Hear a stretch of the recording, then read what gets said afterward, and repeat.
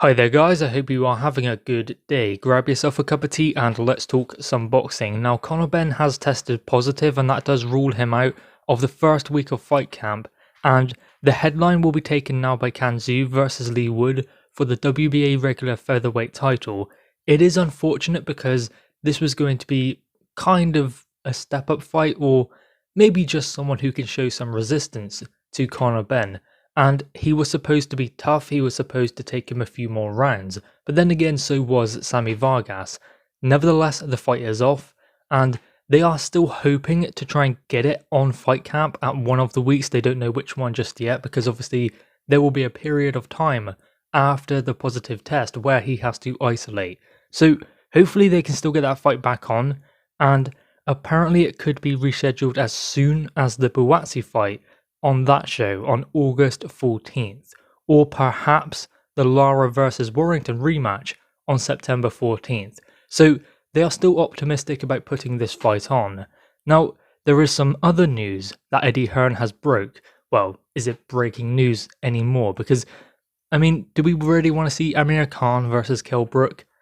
I think we'll watch it, I just don't think we're going to be willing to pay £20-25 for it, or whatever it would be in the US. That being said, it is being talked about, and there are many broadcasters involved, not necessarily just Eddie Hearn and DAZN, but perhaps Sky Sports, maybe BT Sports, because Kell Brook is not necessarily just with Eddie Hearn, neither is Amir Khan, so they can talk about it, he can put himself forwards to try and stage the fight, but they can go wherever they want. And it is up to them what platform they decide to put this fight on, if it actually goes ahead. Now, this is what Eddie Hearn had to say. I think you will get it, yeah. I think there's a few broadcasters looking into it. I don't know if we'll do it, it's still a big fight. Not what it once was, but there are definitely talks. So there we go, that is what Eddie Hearn has explained about the possibility of this fight happening. Now, I've said it a few times in multiple videos, I think that, really, where else do they go if they want to continue boxing? What fight is bigger than this one for either of them, especially in that welterweight category? There's no one else, because it is highly unlikely that one of the champions is going to choose to fight them, because Errol Spence has been in there with Kell Brook. Terence Crawford has been in there with both of them and stopped both of them, so there is no reason for them to go after Amir Khan or Kell Brook. The biggest fight is between one another, and Amir Khan did explain he wants one or two more. One of those fights, I would imagine, will be Kell Brook, if he still wants to fight on the big stage. So it's still an intriguing matchup, not what it once was, as Eddie Hearn said, but I do believe it would captivate us if they were to make it. Aside from that though, we don't really want to hear Amir Khan say the Kell Brook fight is always there, and Kell Brook saying basically the same about Amir Khan. We just want to see the fight. If they are going to make it, then make it. That's kind of where we're at with this one at the moment, I believe, because we've heard many times it might happen, it might not, and Amir Khan signs with Matchroom Boxing, has 2 fights, then maybe it could happen, but then he goes and fights Terence Crawford. It's a world title opportunity, I guess you can't blame him, but still, that was basically the motivation for Eddie Hearn to sign him, was to build him towards that Kell Brook fight. What is funny is a couple of years ago when Amir Khan was gearing up to fight Canelo, when he wasn't a world champion but he was #1 contender in the welterweight division, so he was going to get a world title opportunity in that weight class had he waited, but he decided to move up and dare to be great against Canelo Alvarez. During that training camp, Virgil Hunter said, Kell Brook has to do something to earn the Amir Khan fight. When Kell Brook was champion, I believe Kell Brook had just beat Jojo Dan, and that is what Virgil Hunter said. Kell Brook has to earn the Amir Khan fight because he brings the big bucks. Now, when you have a world champion who has to earn a voluntary against a challenger, then obviously there are going to be problems, because Kell Brook says, no, Amir Khan has to earn the fight against me, I'm champion. So there lies the problems, egos and the people behind the scenes. That is why the fight has never gone ahead. The reason why it is highly likely now is because, like I said previously, where else does Amir Khan go? Where else does Kell Brook go? There are no options on the table at the moment aside from fighting one another. If they want to have a comeback fight, then go in with one another, which is what I would imagine they will do. Kell Brook has a fight, Amir has a fight, then perhaps it will happen. But aside from that, what is their motivation for continuing in the sport of boxing? This big fight is still there to be made. It's like Amir said, the Kell Brook fight is always there. Well, now is the time, if they are going to do it. Now, moving on, Deontay Wilder's trainer Malik has made some comments about Tyson Fury and the rumours that have been surrounding obviously Tyson Fury pulling out.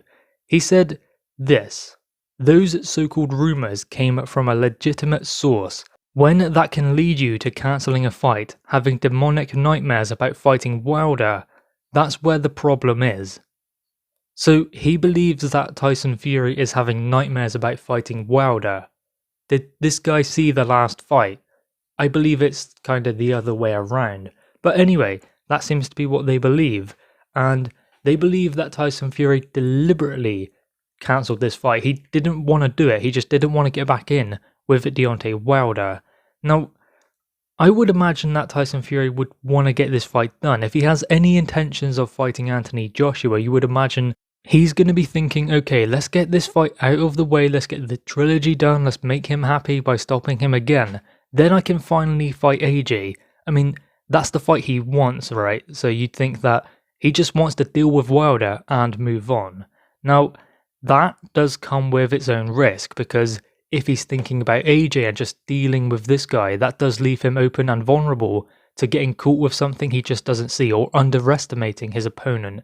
So while they think it's great for them, they have more time to prepare, they can learn to box for a few more weeks. I think it actually benefits Tyson Fury more, because I think that Tyson Fury will be more motivated. I agree with Don Fury. It happened too soon. They signed a contract, 6 weeks later they were supposed to be fighting. Too soon. So Tyson Fury has more time to prepare specifically for Deontay Wilder, because if he believed he was ever going to fight AJ, then he would have been training also for AJ, looking at sparring partners for him and looking at ways to exploit anything he can find in AJ's game. Whereas after the arbitration ruling, he probably would have to switch quite quickly to Deontay Wilder.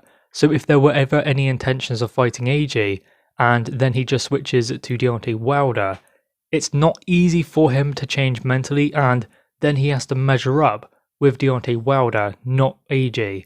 So it probably does Tyson Fury as much good as Deontay Wilder, if not more, because Wilder's not getting any better. He's the same fighter he always was, and I don't think that that is going to change at all in the third fight. I think we'll see the same Deontay Wilder. I think maybe he'll try a new thing here and there, but ultimately when it doesn't work, he'll just revert back to type. He won't know what to do. He didn't know what to do in the second fight. He was confused. He didn't understand how can he bring that right hand into the game. The top and bottom of it is he cannot, because Tyson Fury will not allow him.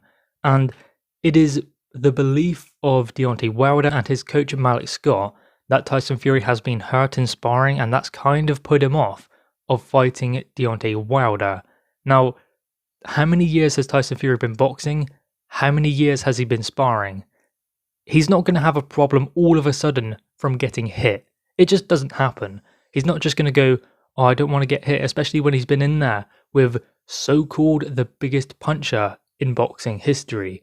You really think a few sparring partners is going to discourage him from taking a fight with the biggest puncher in boxing history, according to Wilder and the yes men around him.